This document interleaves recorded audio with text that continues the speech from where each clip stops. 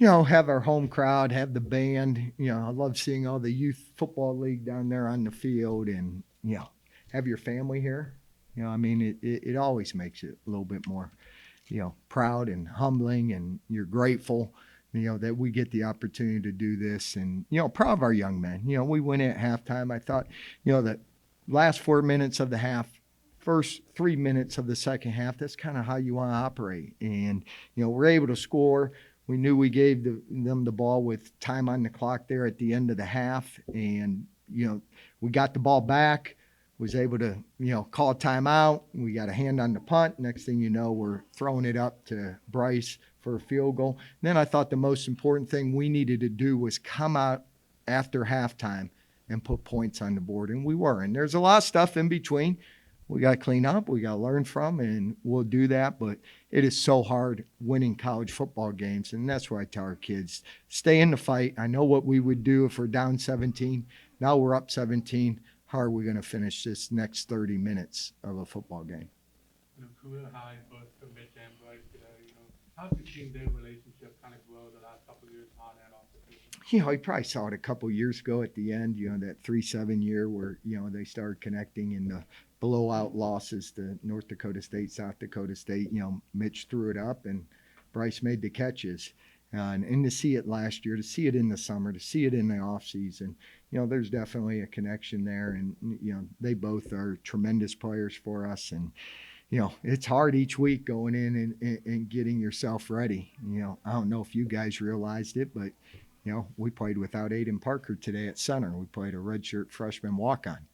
And, I'm proud of that young man. We talk about depth, and to put a center in that's snapping the ball each and every play to Mitch and not give up a sack. And, I got to go on film, but he told me, he's like, Coach, I think I pray. And that makes me proud that, the depth and the next man up that you see, here's a guy, and, definitely he's going to earn a scholarship just because, he's in our top 6. So, I'm proud of those guys. And, you got to be ready this time of year. There's going to be guys that have dings. There's going to be guys that have injuries. We've had it at tight end. We've had it, offensive line this week. Fortunately for us, Aiden will be back. And it was great seeing Aiden, getting him ready to play in this football game. So, again, just an effort on both sides of the ball. Can you question? Go ahead. Yeah. Go ahead. Go ahead. Before Bryce's first touchdown, Mitch actually looked at Bryce and had his hands like over his head. What was Mitch thinking? Yeah, I couldn't answer that, Chris. Okay. There's a lot of things I wish I could answer. That's one I have no idea. He might have been given a signal, what he wanted to do on that specific route. So, yes, couldn't help you there. Can you give us an explanation? Do you have an explanation of what happened in the first quarter there with the targeting? Those targeting guys, I could, I'd fail. Because if you gave me 10 plays, we did this, with our Missouri Valley. We're all wrong. Like, you just got to trust the guy up in the booth. And I thought I saw a face mask on a shoulder. I don't know. I know it's for the safety of the game. I can't control that. I just hate when you see these guys have 18 to 24-year-old. They're time span of playing college football, and you just hate to see it. So I don't, and you can send it in, but usually they stick to the call that they're going to give. And fortunately for us, he had to miss this game, but he'll be back for next week's game. But those are the things. Again, they're doing it for the safety of the kids. So we teach that stuff. I just wish maybe it wasn't as harsh of a penalty. Maybe a time in a penalty box or something like that. Last week you won it on the ground. This week through the air. How much confidence does that give your team? Showing you can personal. Every week you come and see how our team's going to defend you. It's a new challenge. And, we'd love to establish the run. And I thought we were able to, get the yards when we needed. But they did a great job loading the box, putting a lot of guys in the box. And, when teams do that, you see play action pass going deep. I think CJ had one. Bryce had one.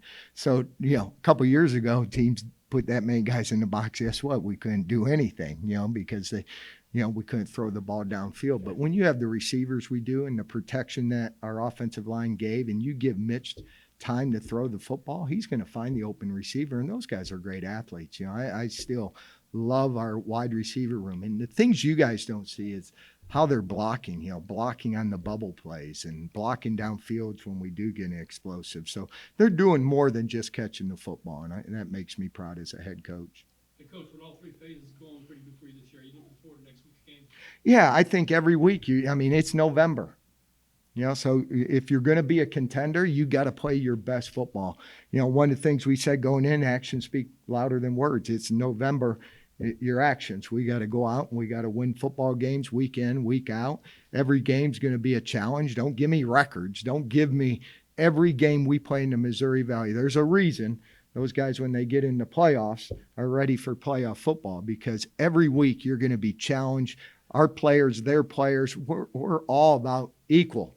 And then it comes down to who makes the least mistakes. So I'm going to enjoy this victory. I'm going to probably not sleep and enjoy a little longer, because I know tomorrow we got to get set and get ready for another hard Missouri Valley Football Conference game on the road. Defense played well in the first half. Missouri State found some success in the second half, but defense got resilient there. They made plays when they had to. How resilient is that defense to come out, knowing they can make the play at any time? It's always, you want to see how your young men react when something doesn't go right. And so I thought the fourth quarter, I didn't see all the stats, but the fourth quarter, we were able to get an interception. We were able to get control of the football, move the football. You'd like to see those turn into touchdowns, but we took the field goals. We needed to get points in there. So that's that complimentary football. They did a great job, I thought, in the third after we score, field position. We can't have penalties where we're starting on our 5-yard line. It's just hard to dig out of those holes. And I thought they did a great job that first drive of theirs. They had a 96-yard drive. That's where, we got to be better.